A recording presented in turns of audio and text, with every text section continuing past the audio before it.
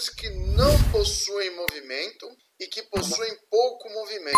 São classificadas respectivamente como? Se eu estou falando respectivamente, tem que estar primeiro as que não e depois as que possuem pouco. Por incrível que pareça, as pessoas erram nesse conceito. Então, articulações que não possuem movimento e que possuem pouco. Quando a gente fala em movimentos, a gente classifica as articulações em 3 tipos. É o seguinte, ó. O termo sinartrose, esse nome, sinartrose, é um termo utilizado para articulações que não possuem movimento, tá? Independente do componente dela. Então, quando você tem esse termo aqui, sinartrose, significa que não há movimento entre as peças ósseas, tá? Então, é uma classificação funcional. Quando eu falo de sinartrose, anfiartrose e diartrose, classificação funcional. Então, as articulações que não possuem movimento são sinartroses. Os principais exemplos de sinartroses são as suturas do crânio, as gonfoses, que são essas articulações aqui que a gente tem. A articulação entre os dentes da arcada superior e a maxila e os dentes da arcada inferior e a maxila. Tá? Então são articulações de sinartrose. Por quê? Entre a raiz do dente e a maxila e entre a raiz do dente e a mandíbula, a gente tem um tecido fibroso aqui. Tá? Tanto que se você movimentar o dente, ó, você vai ver que ele tem um pequeno componente de movimento. Mas basicamente esse tipo de articulação, que é sinartrose, que geralmente é composta de tecido fibroso, ela é feita para não gerar movimentos, ou seja, é um tipo de articulação somente para a união dos ossos, não para que permita movimento. Então é importante que a gente saliente que sinartrose, anfiartrose e diartrose é classificação funcional, tá? De acordo com os movimentos permitidos. Então isso aqui é um tipo de gonfose. Então o pessoal do odonto estuda muito isso, tá? Gonfoses. Tem um outro tipo de articulação que não permite movimento, e aqui é só uma exceção. Tem uma questão que fala sobre isso, que é a articulação entre o externo e a primeira costela, a primeira esternocostal, essa aqui, ó. Quando a gente é criança e adolescente, aqui eu tenho uma articulação cartilaginosa. Só que depois dessa articulação cartilaginosa, na idade adulta, ela é fechada. Então eu vou ter a substituição desse tecido cartilaginoso por tecido ósseo. E aí a primeira não vai permitir movimento na idade adulta, somente da segunda à 10ª costelas, tá? Então, o que vai ser formado aqui é como se fosse uma ossificação, como se fosse uma consolidação de fratura. E isso chama-se sinostose. Então, no adulto, aqui eu vou ter uma articulação do tipo sinostose, porque ela não vai permitir movimento, beleza? E tem também alguns tipos de articulações, que são sinartroses também, que são as tibiofibulares, tá? A tibiofibular proximal e a tibiofibular distal, elas basicamente são feitas para evitar a separação da tíbia e da fíbula. Só que elas fazem um pequeno movimento, tá? Porque conforme a gente movimenta o pé, movimentos de flexão e extensão do pé, inversão e eversão, ocorrem pequenos movimentos laterais e rotacionais, principalmente na distal aqui. Tá? Então, assim, classificar que ela não possui movimento, assim, é errado. Mas basicamente a gente classifica ela como uma sinartrose, principalmente a distal, porque essa estrutura aqui, ó, que une a tíbia e a fíbula distalmente, é chamada sindesmose tibiofibular. É um tecido fibroso, tá? Porque geralmente as sinartroses são compostas de tecido fibroso. Tá, então aqui você tem um pequeno movimento, mesmo sendo uma articulação fibrosa no caso. Tibiofibular distal. E a tibiofibular proximal também da mesma forma. Tanto que aqui vocês têm uma membrana entre os dois ossos, ó, que é chamada membrana interóssea, né? Porque se detonar em cima, detonar embaixo, você não separa os ossos. E uma coisa interessante aqui dessa distal aqui, ó, até isso serve para o cotidiano clínico de vocês. Deixa eu tirar o ligamento. Em mulheres que usam salto, geralmente quando elas têm entorses frequentes, o que acontece? Acontece ruptura dos ligamentos talofibulares, principalmente no anterior, ligamento calcâneo fibular, e aí eu vou ter uma instabilidade no tornozelo, no sentido da inversão. E conforme essa instabilidade aumenta, o que é isso? Uma instabilidade aumentada. Significa que essa mulher teve mais de 5 entorses no período de 2 anos. Então isso significa o quê? Que ela perdeu os ligamentos, e provavelmente esse ligamento tibiofibular distal aqui, ó, ele foi rompido também e está tendo uma abertura aqui. Então o que a gente tem para prender o talos é uma pinça entre a tíbia e a fíbula. Se abrir as duas, o talos fica solto e aí fica mais fácil de haver entorses. Isso é uma coisa bastante comum no cotidiano clínico de quem atende mulheres que usam salto aí, tá? E articulações que possuem pouco movimento são as chamadas anfiartroses. As principais anfiartroses que a gente observa são a sínfise púbica, os discos intervertebrais, tá? Que são sínfises, são fibrocartilagens, e outro tipo de articulação que é a anfiartrose que permite pouco movimento são as articulações esternocostais, ou seja, entre o externo e as costelas. Então, entre a segunda costela até a 10ª, o que a gente vai ter, comunicando as costelas até o externo, é cartilagem hialina. Então, o que a gente tem unindo aqui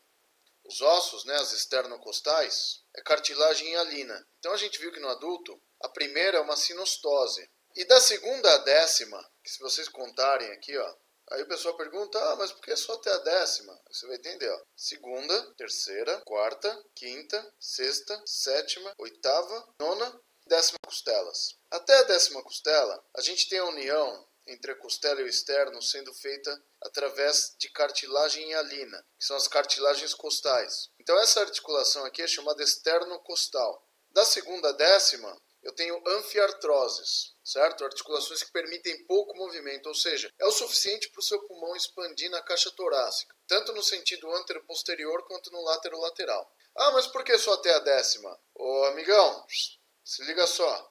11ª e 12ª são flutuantes. Não tem cartilagem costal aqui. Não se enquadra nesse tipo de articulações. E uma coisa legal também, uma pergunta frequente, se for a pergunta de vocês também, vocês têm as costelas chamadas verdadeiras, falsas e flutuantes. O que dá o nome? As costelas verdadeiras, falsas e flutuantes. O seguinte, olha só que legal. As verdadeiras são do primeiro ao 7º par. Ó. Né? Primeiro par, segundo, terceiro, quarto, quinto, sexto e 7º. Qual que é a característica dessas costelas? Que elas são chamadas verdadeiras. A característica delas é a cartilagem costal. Quando a cartilagem costal se liga diretamente ao externo, eu tenho uma costela verdadeira. Olha só, então estamos falando aqui da primeira, no caso de crianças e adolescentes. A cartilagem costal se liga diretamente ao externo na primeira. Na segunda também, na terceira também, na quarta também, na quinta também, na sexta e na 7ª. Verifiquem que até a 7ª a cartilagem costal vai até o externo. Na 8ª, 9ª e 10ª costelas, verifiquem que a cartilagem costal delas se une à cartilagem da 7ª. Por isso elas são chamadas falsas. Tá? Então essas três aqui, a 8ª, 9ª e 10ª, são as falsas. E as duas últimas são flutuantes. Não porque flutuam, tá? Porque essas costelas são pontos de inserção de músculo. Mas elas não têm cartilagens costais unindo essas costelas até o externo. Então, por isso que o nome costelas verdadeiras, falsas e flutuantes existe. Por causa da ligação das costelas com o externo. Se a ligação é direta por cartilagem costal, é verdadeira, da primeira à 7ª. Se a ligação é feita através da 7ª cartilagem, significa que essas três aqui são falsas. Elas se ligam na cartilagem da 7ª. Beleza? Então é isso que dá o nome às costelas verdadeiras, falsas e flutuantes. Então, articulações que não possuem movimento são sinartroses. E as que possuem pouco são anfiartroses, respectivamente. Então vamos ver aqui, ó.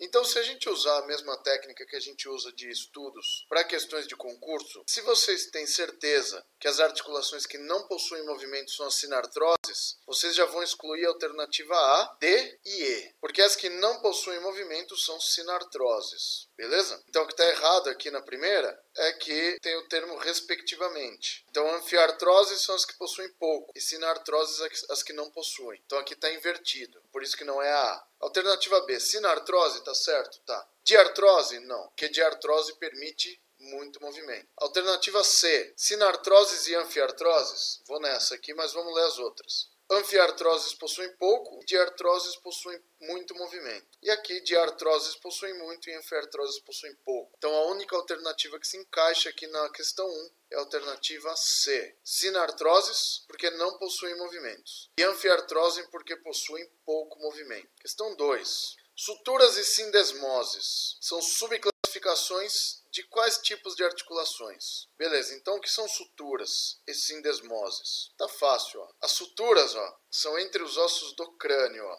Então tá aqui, ó, suturas denteadas ou suturas serreadas. E aqui, ó, suturas retas entre os ossos nasais aqui, entre o nasal e o maxilar. E a mais evidente, que é bem retinha mesmo aqui, ó, entre os maxilares aqui, ó. E aqui o que eu mostrei lá, ó, sutura palatina no céu da boca aqui, ó. Tá? Então também é uma sutura reta. Vocês podem verificar que as suturas têm vários formatos. Tá? As suturas são articulações fibrosas entre os ossos do crânio, seja do neurocrânio, seja do esqueleto da face. Tá? Então são suturas da mesma forma. Porque a única articulação móvel do crânio é a ATM, né? Que é a temporomandibular. Vai, mandíbula. Isso aqui, ó. Temporomandibular. É a única móvel. O resto é tudo sutura. Só que tem algumas suturas aqui que são de cartilagem hialina, tá? Então, algumas de fibrocartilagem e tal. Nem todas são de tecido fibroso. E aqui a sutura escamosa, tá? Basicamente a maior parte dela, entre o osso temporal e o osso parietal. Como se fosse uma escama mesmo. Essa sutura aqui, ela entra por cima. Tem um vão aqui, ó. Ela entra por cima do osso parietal, tá? Porque essa parte aqui do osso temporal é muito mole. Meu osso temporal é um osso muito legal de estudar. Ele é um dos ossos mais moles do corpo e essa parte aqui é uma das partes mais duras do corpo também. Então, em um osso a gente tem praticamente a parte mais dura do esqueleto e a parte mais mole dele. Tanto que a vovó falava que não podia bater a têmpora, né, que ficava bobo, e não era uma mentira, tá? Porque o temporal é muito mole. Osso mole. Tá, viu? Agora eu voltei para a tela certa. Então essas são suturas. Sindesmoses, e é importante vocês saberem a origem do nome também, tá? Esse nome sindesmose é muito importante que a gente entenda que na nomenclatura anatômica ela veio ou do grego ou do latim. Quando tem sin na frente, é do grego. Sin significa união. Desmo, que é desmose, significa tecido fibroso, tá? Então, sindesmose, o que é? É uma união feita por tecido fibroso, tá? Então aqui eu tenho tecido fibroso unindo a tíbia e a fíbula, tá? Como se fosse um ligamento mesmo. Tanto que isso aqui é chamado de ligamento talofibular distal, e aqui eu tenho o ligamento talofibular proximal. Mas ele é chamado também de sindesmose tibiofibular. Eu falei talofibular, mas é tibiofibular. Então aqui tem a sindesmose tibiofibular proximal, e essa em verde aqui é a sindesmose tibiofibular distal. Então esse termo sindesmose já está no nome, tá? Porque suturas também são feitas de tecido fibroso, podiam ser sindesmoses. Mas as suturas são classificadas de acordo com a forma, né? A sutura é uma união também, tá? Então é uma união. Ou ela pode ser denteada, serreada, ou ela pode ser reta, ou ela pode ser escamosa, tá? Então são tipos de união que a gente tem. Beleza? Então são características. Suturas e sindesmoses são subclassificações das articulações cartilaginosas. Suturas são feitas de tecido fibroso? São. Em sua grande parte são tecido fibroso. Algumas são de fibrocartilagem. Algumas. Nem todas. Então são exceções. Então a maior parte das suturas são fibrosas, não cartilaginosas. Sindesmoses são fibrosas também. Vocês sabem o que? Que é a união feita por tecido fibroso, que é desmo. Desmo é tecido fibroso. União feita por tecido fibroso. Então eu posso falar que são articulações fibrosas? Posso falar que são articulações fibrosas. Fibrocartilaginosas? Algumas suturas, mas não vai ser o caso da exceção aqui. Sinoviais? Nem a pau. Esferoides também não, porque esferoides são subclassificações das sinoviais. Beleza?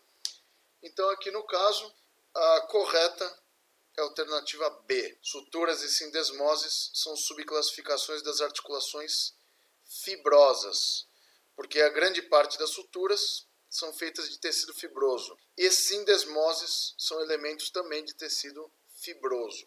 Fica a dica aí, o nome das sindesmoses. De acordo com o tecido de interposição, isso é importante, ó. As articulações externocostais da segunda a 10ª costelas são classificadas como? Então sempre que tem sim na frente, ó, é união, união. Olha que legal, olha que fácil, ó. Desmo, tecido fibroso. Artroses. Na verdade isso aqui vai significar que são articulações sem movimento, tá? É meramente conceitual isso aqui. Tem muita razão de ser esse nome aqui. Sinostose. Ósteo vem de osso. União feita por osso. Sincondrose. União feita por cartilagem. Condro é cartilagem. Sínfise. Aqui é uma redundância, tá? Do grego, sim é união. Fise é união também. Aí você fala, meu, esses gregos são malucos? São. Então basicamente é a união da união. É uma redundância aqui, tá? Basicamente é o que a gente tem aqui. E vocês sabendo só pelo nome aqui, ó, condro, ósteo ou desmo, a gente consegue saber o tipo de tecido que une os ossos. ou tecido fibroso, ou tecido ósseo, ou tecido cartilaginoso aqui. Então, isso é uma dica importante aí para vocês, tá? Mas vamos lá. Esternocostais da segunda décima. Vamos por padrão, tá? Vou falar de todas aqui, mas vocês sabem que a primeira no adulto é uma sinostose, porque vai fechar aqui. Vamos considerar o conjunto aqui, ó. Ele fala da segunda até a décima. Da segunda à décima. A união da segunda à décima é feita por uma cartilagem chamada cartilagem hialina. Quando as articulações entre dois ossos são feitas por esse tipo de cartilagem, a classificação é sincondrose. Por quê? Sim, união. Condro vai ser de cartilagem hialina. Condro significa cartilagem. Sabe o termo hipocondríaco? Esse termo hipocondríaco significa o seguinte: as regiões laterais superiores do abdômen, isso tem lá no módulo 1, as divisões do abdômen, são chamadas regiões hipocondríacas. Ou seja, hipo significa abaixo. Condrio vem de condro, vem de cartilagens costais. Ou seja, hipocôndrios são as regiões abaixo das cartilagens costais. Pessoas hipocondríacas, elas têm a mania de ficar assim, ó. Ai, como dói, como minha vida é ruim. Elas ficam com a mãozinha sobre o hipocôndrio. Por isso que dá-se o nome a essas pessoas que têm mania de doença de hipocondríacas. Elas ficam com a mão sobre o hipocôndrio. Tanto direito quanto esquerdo, né? Que uma vez eu falei isso, o aluno falou. Eu falei, ó, pessoas hipocondríacas, elas têm a mania de ficar com a mão no hipocôndrio. Aí o menino levantou a mão e falou, o direito ou a esquerda? Eu falei, porra, sei lá, cara. O que a pessoa quiser colocar, tá? Mas basicamente essa união é feita por cartilagem hialina, então vai condro no nome. Então essa classificação aqui é sincondrose, porque é união feita por cartilagem, condro. Por isso que chama-se hipocôndrio, essa região. Então aí ficou fácil, ó, se a gente vier aqui nas questões, ó. De acordo com o tecido de interposição entre os ossos, as esternocostais da segunda à décima, classificadas como sindesmoses? Não, porque desmoses são tecido fibroso, então não é tecido fibroso. Sinartroses? Sinostoses? Sincondroses? Sim, porque essa união é feita por cartilagem hialina. Sínfises? Não, porque sínfise, a diferença de sínfise e sincondrose é que a sincondrose é por cartilagem hialina. Sínfise é a união feita por fibrocartilagem. Fica a dica aí também. Vamos lá, próxima questão. O crânio é um bloco ósseo constituído por 28 ossos, unidos entre si por suturas, que servem apenas para uni-los. Quando eu fiz essa questão, eu achei que ficou estranho isso aqui. 28 ossos unidos entre si por suturas que servem apenas para uni-los. Mas eu não consegui melhorar isso. Desculpa. Não para gerar movimento. Então são sinartroses. Qual a única articulação móvel do crânio? Ó, deixei até em letras maiúsculas. Articulação móvel do crânio. Única. Qual que é? Questão mais fácil do mundo. Eu já peguei essa questão em concurso. Acreditem. Nem todo concurso tem questões difíceis, tá? É só vocês baterem o olho em algumas coisas assim. Os ossos unidos por suturas são todos os ossos do crânio aqui, ó, do esqueleto da face e do neurocrânio, exceto a mandíbula. O único osso do crânio que não tem sutura é a mandíbula. Por quê? A mandíbula é o seguinte, ela tem esse processo aqui, ó. Ele chama coronoide. Gente, é muito legal estudar essa parte de, de nomenclatura. Sabe o que significa coronoide? Que tem esse coronoide da mandíbula e tem o coronoide também da ulna, né? Esse nome coronoide, quando tem oide no final, é grego o nome, tá? Sabe o que significa coronoide? Oide significa parecido com. Esse termo coronoide significa parecido com bico de corvo. Acredito. É a bica do corvo isso aqui, ó. Esse aqui é o coronoide. O que é isso? Isso aqui é o ponto de inserção do músculo temporal. O músculo temporal que é o músculo da mastigação. Vocês têm esse bico longo aqui, ó, porque o temporal é um músculo muito forte, tá? E ele foi sendo moldado pelo temporal. Então isso aqui não é uma articulação. O que é uma articulação? O que é? É o que eu tenho entre o osso temporal e o côndilo mandibular aqui, ó, que é a ATM. Por que ATM? Articulação temporomandibular. Isso é ATM. É a única articulação móvel do crânio. Nenhuma outra articulação do crânio é articulação móvel, é sinovial. Apenas a ATM, que dá um problema desgraçado. Olha por que dá zumbido no ouvido, ó. O meato acústico está logo atrás dela. Quando começa a ter desnivelamento dela, porque é uma articulação presa em dois pontos, um direito e um esquerdo, ela desnivela, e aí pode dar zumbido no ouvido também. Articulações fixadas em dois pontos são complicadas, como a ATM e a sacroiliaca. Sempre dá problema de um lado, tá? Aí você fala, eu não vou ter. Vai sim, todo mundo vai ter um dia algum deslocamento de ATM, por mínimo que seja. Beleza? Então olha que fácil. Essa é a questão mais fácil. Essa não pode errar, hein? Então, a única articulação móvel do crânio, atlanto-occipital? Não. Atlanto-occipital não é uma articulação do crânio. É uma articulação da coluna cervical. Ela ocorre entre a coluna cervical e o crânio. Tá? Mas não é considerada uma articulação do crânio propriamente dito, e sim da cervical, porque os movimentos serão feitos na cervical. Temporoparietal, a temporoparietal é a sutura escamosa, tá? Então é uma sutura aqui. Atlantoaxial, não, atlantoaxial já é a articulação entre C1 e C2, já não tem nada a ver com o crânio mais. Esfenoparietal, não. Temporomandibular, ATM, articulação temporomandibular, única articulação móvel do seu crânio. E outra pergunta aí sobre o tipo de tecido de interposição. Essa é legal, hein? As anfiartroses, tá aí, anfiartrose é uma classificação funcional. São articulações com pouco movimento. Só que são articulações que elas podem ser feitas de dois tipos de tecidos. Cartilagem hialina, como vocês viram lá entre o externo e as costelas, ou ela pode ser feita também de fibrocartilagem. Certo? Então vamos ver onde a gente tem essas articulações e a gente já volta para cá. Não perdendo a deixa aqui. Então vamos lá. Cartilagem hialina. Então vamos ver o nome delas. Vai entrar, vai entrar. Leila, o videonário já está pronto, tá? Que eu vou alimentar ele também semanalmente. Depois eu passo o link para vocês, tá? Se quiser, tiver uma caneta para anotar aí. Quando as articulações forem feitas de cartilagem hialina, que é o caso das esternocostais, o nome dessa articulação é SIN, que é a união, condrose, que é feita por cartilagem hialina. Então, quando é feita de cartilagem hialina, o nome é sincondrose. Quando for feita de fibrocartilagem, é chamada sínfise. A gente tem dois tipos de sínfises, que são... Deixa eu abrir isso aqui, porque fica melhor de mostrar. Duas sínfises a gente tem. A sínfise púbica, que é a união entre os dois ossos púbicos. O que é esse tecido que eu tenho aqui? Ó? Isso aqui é uma fibrocartilagem. Então é um tecido que ele tem a maleabilidade da cartilagem hialina, a resistência do tecido fibroso. Então é uma fibrocartilagem. A fibrocartilagem, ou seja, a sínfise mais famosa que a gente tem, são os discos intervertebrais, as articulações entre os corpos vertebrais. Percebam que os corpos se articulam entre si através dos discos. É muito comum vocês aí que estudam, que estão na faculdade ainda, quando vocês estão lendo livros, tal, disco intervertebral, você vê lá que o disco intervertebral ele é um amortecedor, blá, blá, blá. Beleza, é um amortecedor. Mas, sabe qual que é a função principal do disco intervertebral? Ele é uma fibrocartilagem, onde o seu núcleo pulposo ele é um tecido viscoso. Tá? Ele é um tecido quase que água pura, uma água viscosa. E os seus anéis, que são os anéis fibrosos, são anéis fibrocartilaginosos, tá? Que tem grande resistência por causa do tecido fibroso e eles têm também uma maleabilidade por causa da cartilagem hialina presente ali também.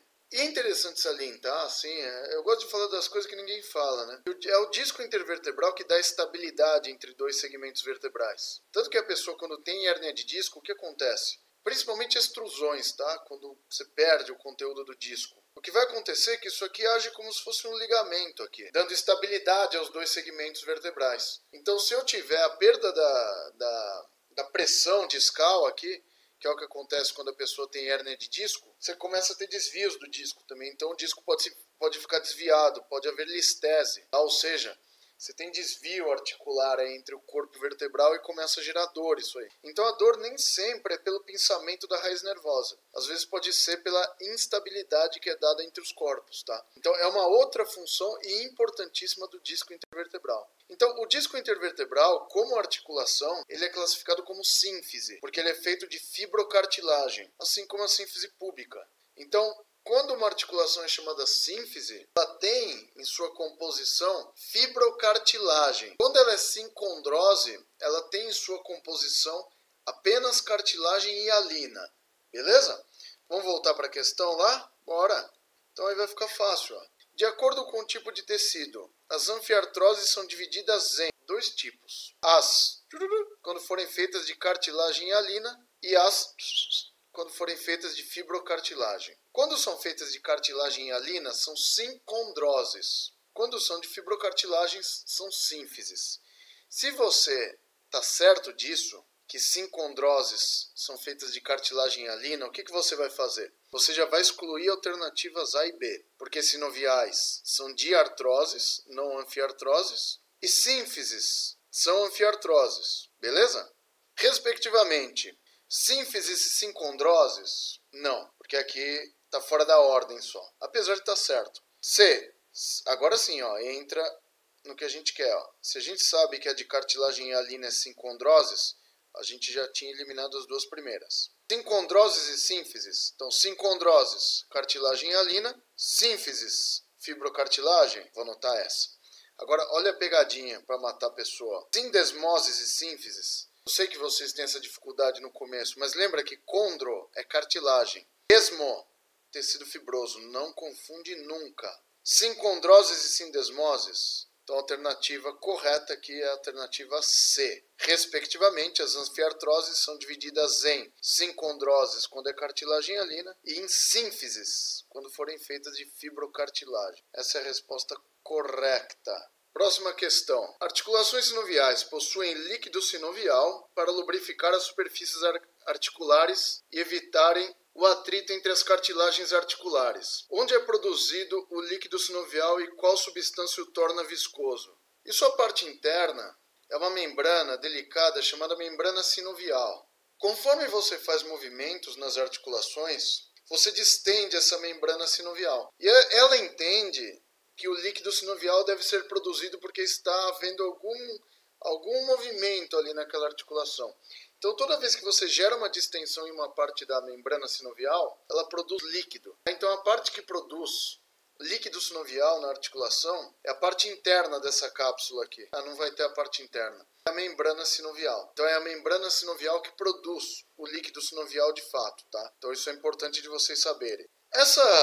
Esse líquido sinovial ele vai ser importante porque entre as superfícies articulares, e aqui no caso eu tenho uma articulação do cotovelo, vocês verificam aqui, ó, a estrutura articular do húmero para a ulna e para o rádio. A superfície articular para a ulna é chamada tróclea, para o rádio é chamado capítulo. Então aqui eu tenho o capítulo do húmero e a tróclea. O capítulo e a tróclea estão revestidos por cartilagem articular. Só que eu não posso ter atrito entre essa cartilagem articular do húmero e a cartilagem articular da ulna e do rádio. Não pode haver esse atrito. Por quê? Porque a cartilagem articular é uma estrutura muito delicada e ela tem uma baixa carga celular. A quantidade de condrócitos nela, ou seja, células que podem formar nova cartilagem, é uma contagem bem baixa. Então, se você tiver atrito ali, se houver desgaste da articulação, ela não se regenera. Aí você está se perguntando, né? É uma palavra forte, né? Ai, Rogério, você está falando que ela não se regenera? Não se regenera. Isso eu posso afirmar para vocês. Mas tem lá, a pessoa toma glicosamina. O índice de regeneração, quando a pessoa toma esse tipo de medicação, é somente superficial, somente na zona tangencial da cartilagem. As zonas mais profundas, quando elas sofrem rupturas, é irreversível. A lesão da cartilagem articular é irreversível. E é mecânico o problema, tá? Então, por exemplo, houve uma ruptura de ligamento cruzado anterior. Você vai perder o eixo articular. E aí a articulação vai se movimentar num ponto que não é para se movimentar. Então, mesmo com líquido sinovial, vai haver desgaste. Então, não pode haver ruptura ligamentar, principalmente em membro inferior, em articulações de carga. Outra coisa que torna possível o desgaste da cartilagem são alterações na viscosidade do líquido sinovial. Líquido sinovial muito viscoso ou pouco viscoso, que é o que acontece em artrite reumatoide. A artrite reumatoide, além de todos os problemas que ela causa, da alteração do colágeno, você tem alteração também do líquido sinovial. E aí o líquido sinovial, tornando-se mais viscoso no período matinal, ele deixa as articulações rígidas, certo? Fica muito rígida. E aí depois, conforme a pessoa vai mexendo, ele vai voltando ao normal.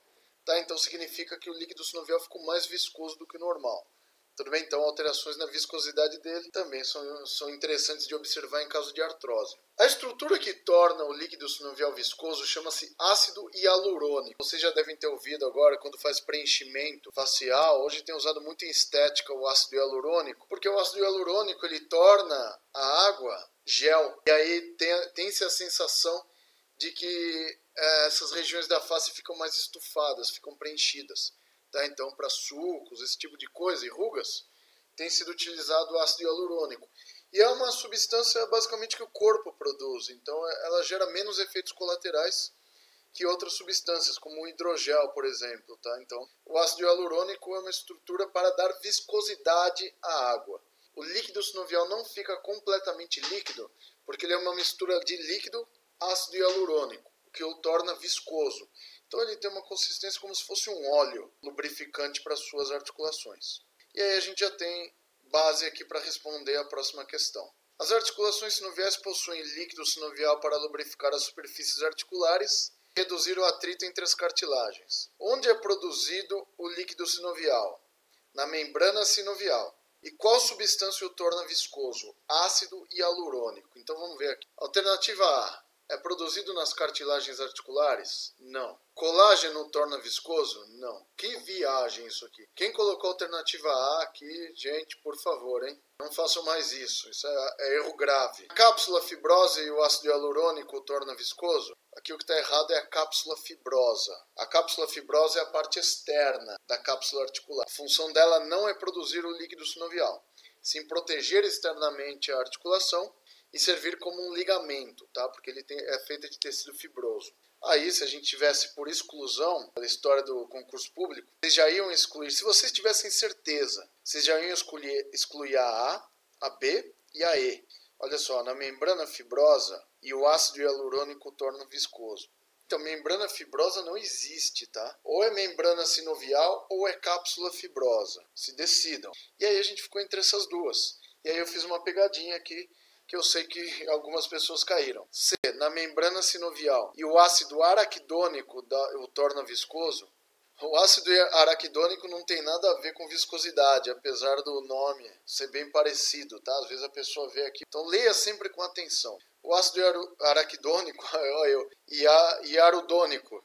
O ácido araquidônico ele é presente na cascata de coagulação, ou seja, ele está presente em processos de cicatrização, principalmente. Então não é o ácido araquidônico. Então a alternativa correta é a D. Na membrana sinovial é produzido o líquido sinovial e quem o torna viscoso é o ácido hialurônico, não araquidônico. São exemplos de articulações sinoviais trocoides. Vale a pena salientar que articulações trocoides são articulações em pivô.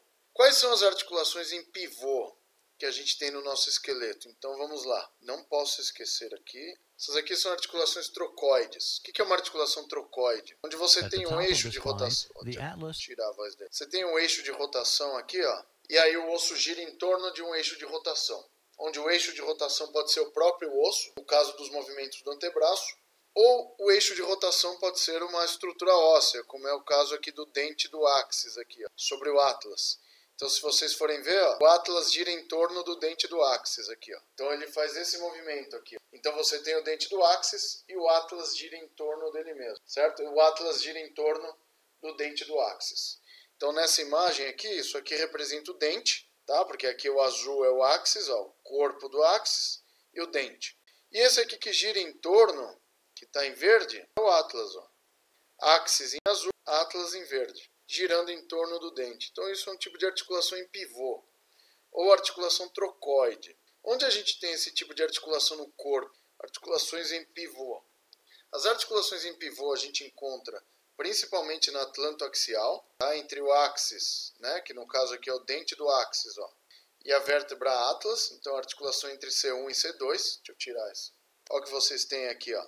O dente do áxis, ele fornece um eixo de rotação para a vértebra atlas, certo? Então, o que eu tenho aqui é um movimento rotacional. Só para você ter uma ideia, 70% dessa rotação aqui, ó, que é de 90 graus, ó, 0 a 90 graus no pescoço. 70% desse movimento, que equivale a cerca de 65 graus, correm na atlantoaxial, entre o atlas e o áxis. O restante do movimento é feito entre as outras vértebras cervicais. Então esse aqui é o principal exemplo de articulação trocoide, ou articulação em pivô do esqueleto. Ah, mas tem mais? Tem. Onde estão as outras? As outras estão aqui, ó, no cotovelo, tá? Se eu considerar a articulação do cotovelo aqui, a articulação do cotovelo faz 4 movimentos, ó. 1, 2, 3, 4. Esse movimento rotacional, que é a pronação, quando a palma da mão está para trás, e a supinação, quando a palma da mão está para frente, esse movimento é feito em algumas articulações. Em quais? Húmero radial. Como assim na húmero radial? Pois é, a cabeça do rádio, ela fica articulada sobre o capítulo do húmero. Então, quando você faz esse movimento aqui, o que está acontecendo? O rádio está girando em torno do próprio eixo dele. Então, está aqui o rádio, ele gira em torno dele mesmo, por causa do tipo de articulação que eu tenho aqui entre o capítulo e a cabeça do rádio. Então, isso aqui é um tipo de articulação em pivô. Tá? Então, a forma dessa articulação permite movimentos rotacionais, que no caso do antebraço significa supinação e pronação. Beleza? Aonde mais a gente tem essa articulação? A radioulnar proximal, ou seja, a articulação entre o rádio e a ulna na região do cotovelo, é uma articulação trocoide também, porque aqui a cabeça do rádio está girando aqui em torno dessa superfície articular aqui, ó, que é a incisura radial da ulna. Aqui onde o rádio se acopla, a gente tem a incisura. Tá? E aí ele vai fazer esse movimento. Ó.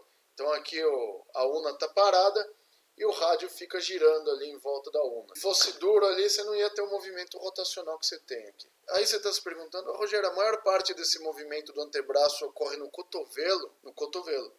Porque o restante do movimento é feito lá no punho, na articulação radioulnar distal. Ó, tem membrana interóssea aqui também, para evitar a separação do rádio e da ulna. E aqui, ó, o rádio e a ulna se unem nesse ponto.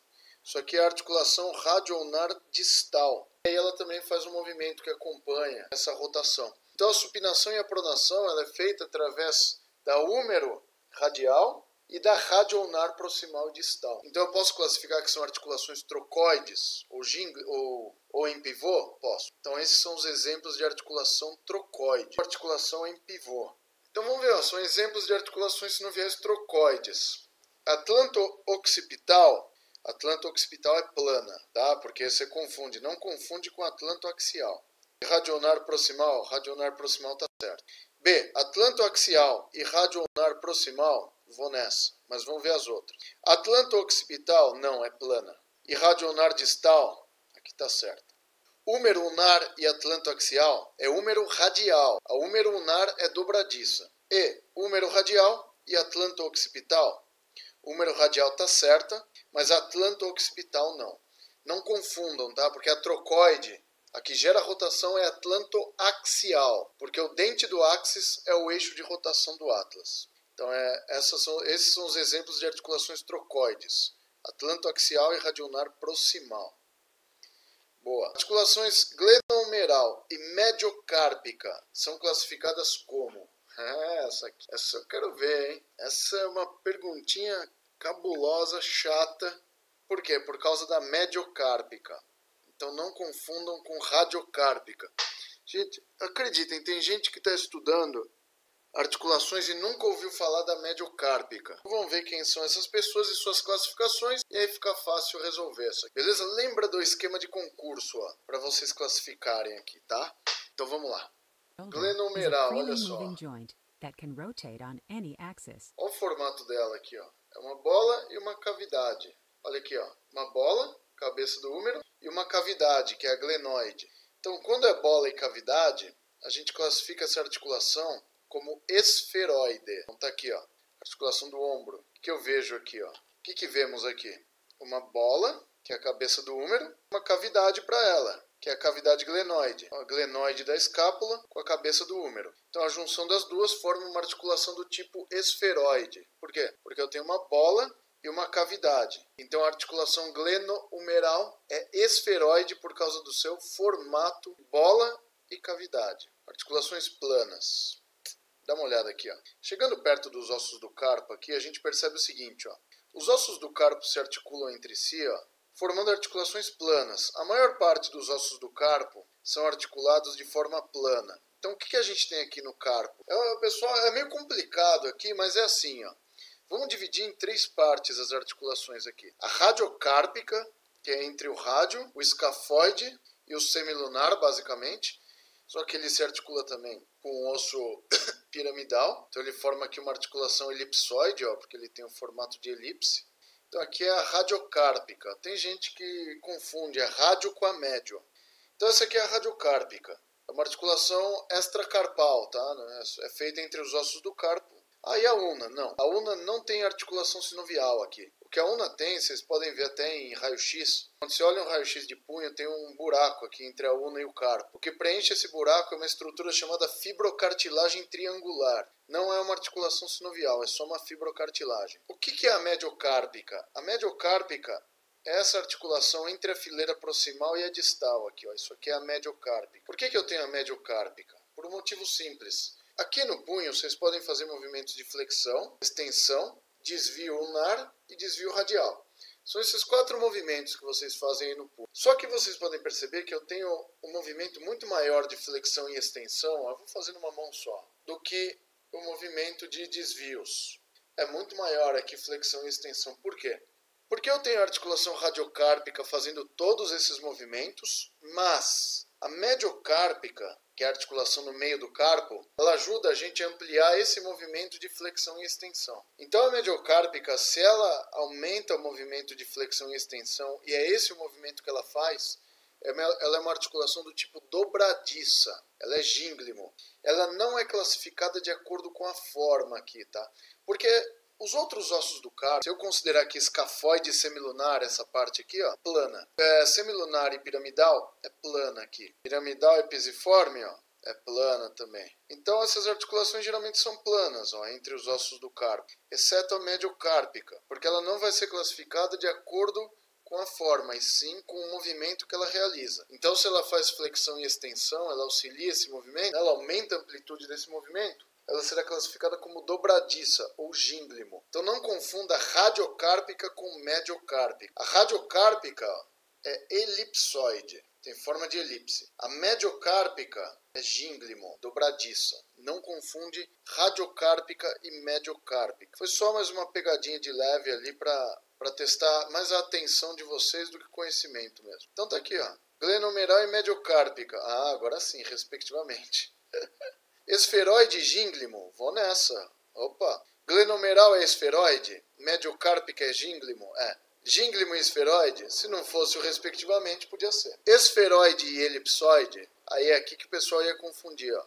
Se fosse radiocárpica, estava certo. Mas não é, médio. Elipsoide e gínglimo. Aqui era para vocês confundirem elipsoide com esferoide. Elipsoide e esferoide? Não, viagem. Articulação entre os corpos vertebrais na coluna. São classificadas como, vamos ver, planas, condilares, trocoides, sínfises ou sincondroses.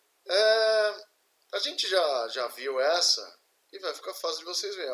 Vamos lá, articulação entre os corpos vertebrais. Corpos vertebrais. A articulação entre os corpos é feita através dos discos. Olha lá, então eu tenho as vértebras articuladas através dos corpos aqui, ó. Então quem faz a articulação dos corpos vertebrais são os discos. Então aqui eu tenho o disco intervertebral, beleza? Entre cada vértebra tem um disco, ó. Para quê? Para dar estabilidade entre cada segmento vertebral, para amortecer impactos também. Então ele é um importante estabilizador vertebral. Se o disco é feito de fibrocartilagem, ele é uma sínfise, certo? Então sínfises são anfiartroses e é uma subclassificação dessa articulação. E aqui a sínfise púbica. Sínfise porque ela é feita de fibrocartilagem, púbica porque une os 2 ossos púbicos. Então o nome dela já diz do que ela é feita e onde ela está. Sínfise, fibrocartilagem, púbica, de pubis. Então os 2 exemplos são a sínfise púbica e o disco intervertebral, beleza? Então aí a gente já pode responder a nossa questão ali. Então vamos lá. As articulações entre os corpos vertebrais são classificadas como planas? Não, porque planas são sinoviais. Condilares? Não. Trocoides? Não. Sínfises? Sim. Sincondroses? Não. Então o correto é falar que a articulação entre os corpos, que são os discos vertebrais propriamente ditos, são classificados como sínfises, fibrocartilagens. Então é isso que a gente tem aí entre os corpos vertebrais. Muito bom. Os movimentos permitidos nas articulações do tipo gínglimo são no eixo. Vamos lá, vamos para as articulações do tipo gínglimo. Gínglimo é o mesmo que dobradiça, tá? Articulações em gínglimo ou dobradiças, elas fazem esse movimento aqui, ó. Quando você tem um gínglimo, o único movimento que ela faz é esse aqui, ó, flexão, extensão. Lembra da mediocárpica? Flexão, extensão. Articulações interfalangianas, o que elas fazem? Flexão e extensão. Então, articulações em dobradiça, elas permitem somente o movimento de uma dobradiça mesmo, que é o dobra e estica. Dobra é flexão, estica é extensão. Esses são os dois movimentos permitidos em articulações do tipo gínglimo, ou articulação em dobradiça, como queiram. Tudo bem? Esse tipo de articulação a gente encontra no cotovelo, na húmero ulnar, que é a principal articulação em gínglimo, e a articulação húmero-radial, ela é trocoide, como vocês já viram, só que ela é também um gínglimo, porque ela acompanha o movimento, então é uma articulação combinada. E as articulações interfalangianas aqui, ó, e as metacarpofalangianas também. Isso serve para os pés também, tá? Mesma coisa. São articulações em dobradiça. O eixo de movimento para o movimento de flexão e extensão é um eixo que entra lateralmente na articulação, permitindo esse movimento, que é o eixo laterolateral, certo? Também chamado de eixo transversal. Então, esse é o eixo que age nos movimentos de flexão e extensão. E esses foram os exemplos dados aí dessas articulações. Então, se a gente vier aqui na questão, ó, os movimentos permitidos na articulação do tipo gínglimo. Se vocês estão com aquela certeza absoluta na hora da prova, vocês já iam excluir as alternativas B, C e D. Porque os movimentos permitidos nessas articulações são somente a flexão e a extensão. Beleza? Adução e abdução? Não. Tá? Articulações que fazem adução e abdução ou são esferoides ou são elipsoides. Rotação interna e externa? Não. Quem faz rotação interna e externa são as trocoides. E aqui também não, que a gente já falou. Bom, alternativa A. Flexão e extensão a gente já sabe que são os movimentos dela no eixo anteroposterior. O eixo anteroposterior que entra dessa forma, ele permite movimentos de adução e abdução. Então não é eixo anteroposterior, tá? Alternativa E. Flexão e extensão, tá certo. Eixo lateral é o eixo que entra lateralmente? É. Então essa questão aqui, a alternativa é E. Tá? Porque os movimentos permitidos no gínglimo, na dobradiça, são somente flexão e extensão, certo? Então é o único movimento que essas articulações fazem, flexão e extensão. Joelho também é um tipo de gínglimo, tá? E o eixo que penetra nesse tipo de articulação para fazer o movimento de flexão e extensão é de um lado para o outro, eixo lateral ou eixo transversal, como queiram. Então a alternativa aqui é a alternativa E. Todas as articulações carpo-metacárpicas da mão, entre o carpo e o metacarpo, são classificadas como gínglimo, porque fazem dobradiça, acabamos de falar. Exceto, esse exceto mata, hein? Primeira articulação carpo-metacárpica, segunda, terceira, quarta carpo-metacárpica e aqui primeira articulação metacarpofalangiana. Então vamos lá onde a gente estava, porque eu acho que é importante que vocês vejam uma coisa aqui, ó.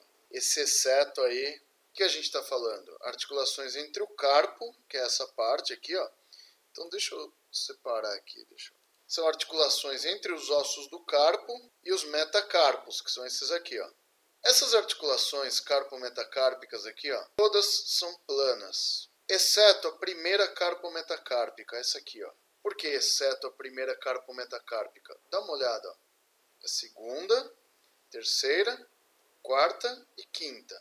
A do polegar, que é a primeira, é feita entre o trapézio e o primeiro metacarpo. Essa articulação é chamada primeira articulação carpo-metacárpica, articulação trapézio-metacarpal. Tanto faz como vocês chamam. Essa articulação é classificada como celar.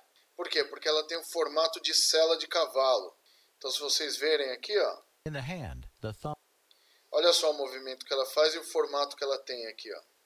Então, é a única articulação do corpo onde a gente tem duas superfícies convexas se articulando, certo? Desculpa, côncavas se articulando. Convexa é a parte de cima. Duas superfícies côncavas. E essas superfícies côncavas têm o formato de sela de cavalo, que é o que a gente tem nessa articulação aqui, que é a primeira carpo-metacárpica aqui, ó, que é a trapézio-metacarpal. Ela permite os movimentos do polegar. Então, essa articulação é diferente por quê? Porque os movimentos que você tem no polegar são muito amplos.